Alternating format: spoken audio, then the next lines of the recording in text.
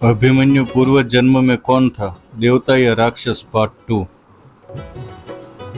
Part 1 में हमने जाना क्यों चंद्रमा के पुत्र वर्चा ने लिया था अभिमन्यु का अवतार। अब जानिए कैसे कालियवन राक्षस ने सुभद्रा के गर्भ में जाकर क्यों लिया था अभिमन्यु का अवतार। अभिमन्यु के बारे में एक और कथा के अनुसार कहते हैं कि आर्याव्रत में जरासंध श्री कृष्ण के बढ़ते हुए प्रभाव से दुखी था।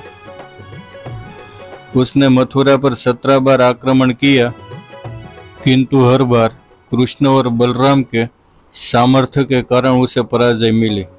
उसी समय जरासंध को काल यवन और उसके प्राप्त वरदान के बारे में पता चला। कृष्ण काल यवन के वरदान के कारण उसे मार नहीं सकते थे। यही सोचकर जरासंध ने काल यवन को अपने साथ मिला लिया। काल यवन की सेना के साथ मिलकर जरासंध ने 18वीं बार मथुरा पर आक्रमण कर दिया। श्री कृष्ण को काल यवन के वरदान के बारे में पता था। इसी कारण श्री कृष्ण ने कहा कि युद्ध करके कई सैनिकों के प्राण की बलि देने से अच्छा है 2 योद्धा आपस में दृढ़ युद्ध करे। जरासंध ने श्री कृष्ण की बात मानकर काल यवन को कृष्ण से युद्ध करने को भेजा। काल यवन को अपनी ओर आता देखकर श्री कृष्ण तीव्र गति से युद्ध क्षेत्र छोड़कर भागने लगे। ये देखकर काल यवन को बड़ा क्रोध आया।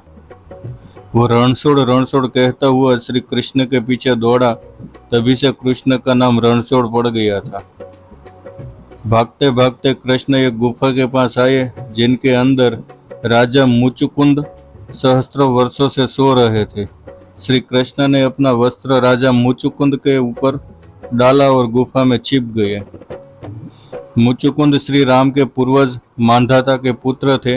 उन्होंने देवासुर संग्राम में देवराज इंद्र की सहायता की, जिसमें उनका सारा परिवार मारा गया था। इस बात से दुखी होकर मुचुकुंद इंद्र के पास पहुंचे और उनसे कहा कि इतना लंबा युद्ध और परिजनों की मृत्यु का संदेश सुनकर मैं बहुत थक गया हूँ, इसलिए सोना चाहता हूँ। मैं नहीं चाहता कि कोई मुझे जगाए। तब इंद्र ने उन्हें निद्रा का वरदान दिया और कहा कि जो भी तुम्हें जगाएगा वो उसी समय जलकर भस्म हो जाएगा। तभी से मुचुकुंद युगों से उसी गुफा में सो रहे थे। श्री कृष्ण का पीछा करता हुआ जब काल यवन वहां पहुंचा तो कृष्ण का वस्त्र मुचुकुंद पर देखकर उसे ही कृष्ण समझ लिया। तब काल यवन ने क्रोध में कृष्ण का वस्त्र ओढ़े मुचुकुंद को लात मारी और उसकी निद्रा टूट गई। जैसे ही मुचुकुंद ने आंख खोले, उसके सामने खड़ा काल यवन भस्म हो गया। इस प्रकार से कृष्ण की युक्ति से काल यवन का अंत हुआ।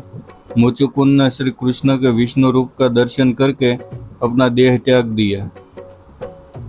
श्री कृष्ण काल यवन की आत्मा को एक बक्से में कैद करके मथुरा ले गए। तब से कृष्ण की बहन सुभद्रा मथुरा आई थी। उसका विवाह अर्जुन से हुआ था। सुभद्रा जब मथुरा आई थी तब वो पेट से थी। श्री कृष्ण काल यवन को जिस बक्से में कैद करके लाए थे, उस बक्से को सुभद्रा ने चुपके से खोल के देख लिया था। इसलिए काल यवन की आत्मा सुभद्रा के गर्भ में चली गई। काल यवन ने ही सुभद्रा और अर्जुन के पुत्र के रूप में जन्म लिया और उसका नाम अभिमन्यु पड़ा। अभिमन्यु का विवाह उत्तरा और वत्सला नाम की 2 सुंदर कन्या से हुआ था। अभिमन्यु को उत्तरा से एक पुत्र प्राप्त हुआ, जिसका नाम उन्होंने परीक्षित रखा था।